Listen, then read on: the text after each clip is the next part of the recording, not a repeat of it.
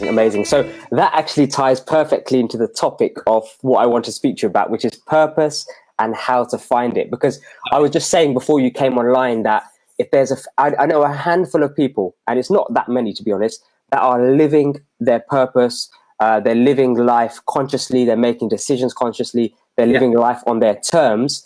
And yes, there's ups and downs in life. I mean, that's what life throws at us. But in the macro, for a long period of time, one of the people I've known who's living their purpose is yourself, Dr. O. So, thank you.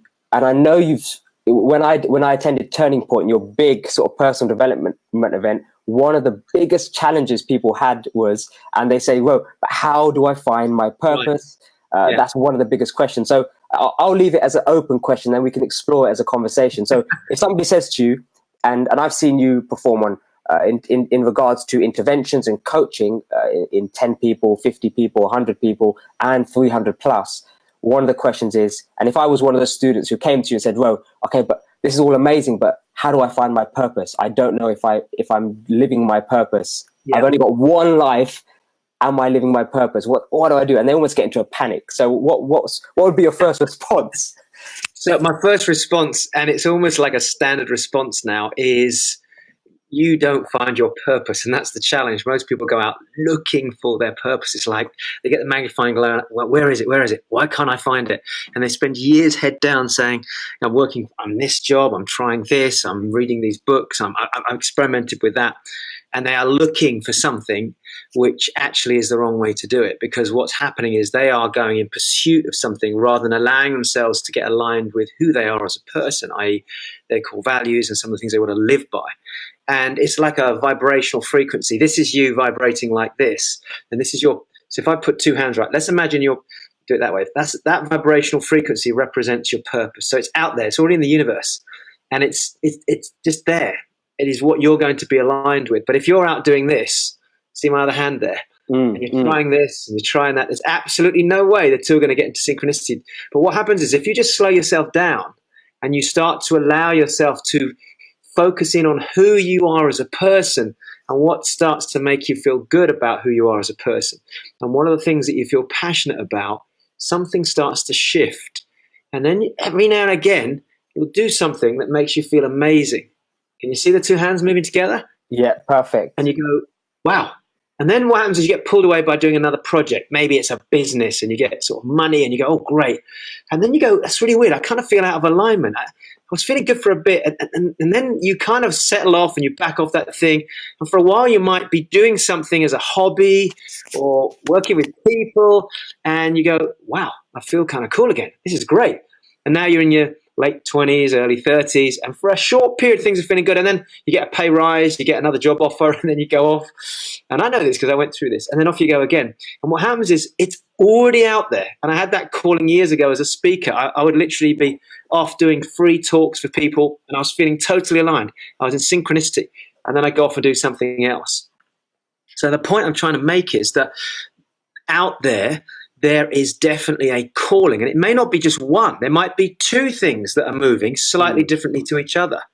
So as you come out as a person, you might be doing one thing that you feel aligned with, and it feels great. And then you do something else you feel aligned with, and then you ignore those things. And that's what I did with speaking. I ignored it for maybe 1.5 decades. I started when I was in my late teens, early 20s. I thought it was a great thing. I felt good, but then I went off and pursued a business. I pursued this. And a lot of that pursuit was in pursuit of money. And that's the other problem. People try and monetize what they're doing to make it a purpose, as opposed to finding out, and we can come back to this in a minute, but finding out who they are as a person, getting into that. And then there's little indicators that you can look for that help you identify when you feel most alive, when you feel most aligned and most on purpose. And then you start to ask the question, how can I monetize that? As opposed to how can I go and make money in that business over there? Why do I feel misaligned? Why do I feel disconnected? Why don't I feel on purpose?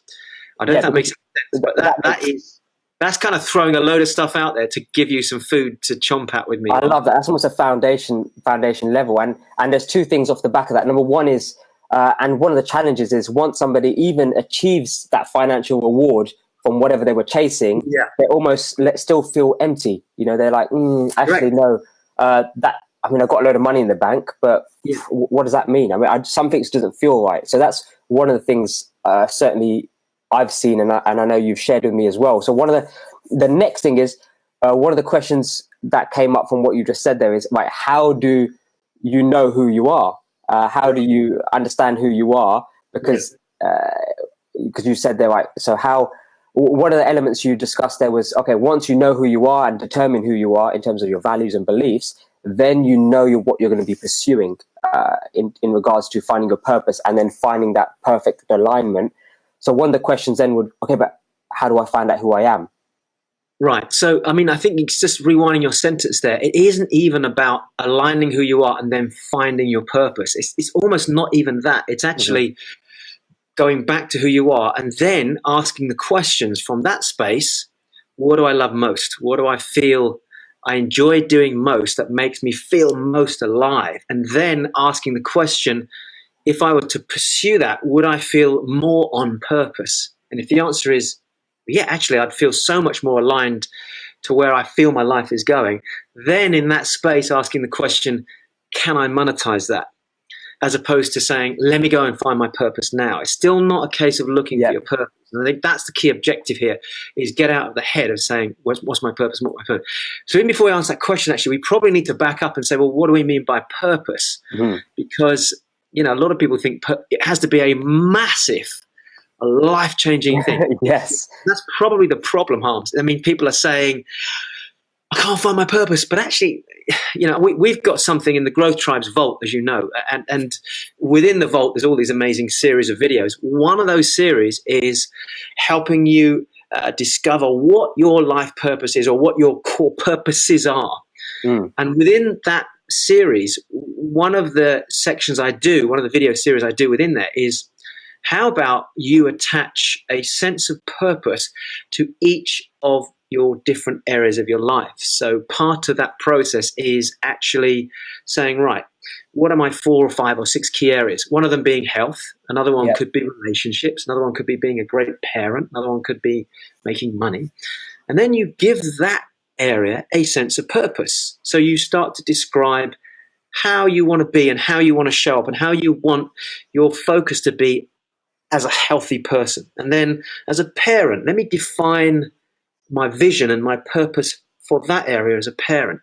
And what I found in doing that process is breaking it down so it doesn't have to be some huge monolithic purpose.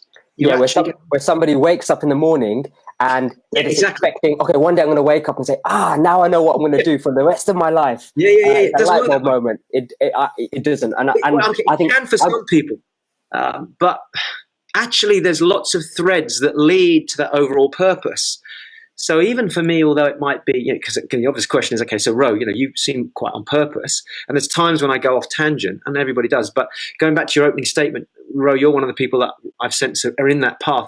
That's because actually I realized that my main overall riding purpose, where I feel most aligned, whether it's my health or is being able to share openly, like I did yesterday in front of 500 people for a couple of hours, a subject that I'm passionate about, that I've managed to process in quite a complex way and then communicate it within a simple way that connects with your heart, Harminder's heart, or Gina's heart, your wife who's there in the house with you, or whoever it is, where they go, oh, wow. And in some way, if I feel I've done that and they've taken something away from it, I feel alive.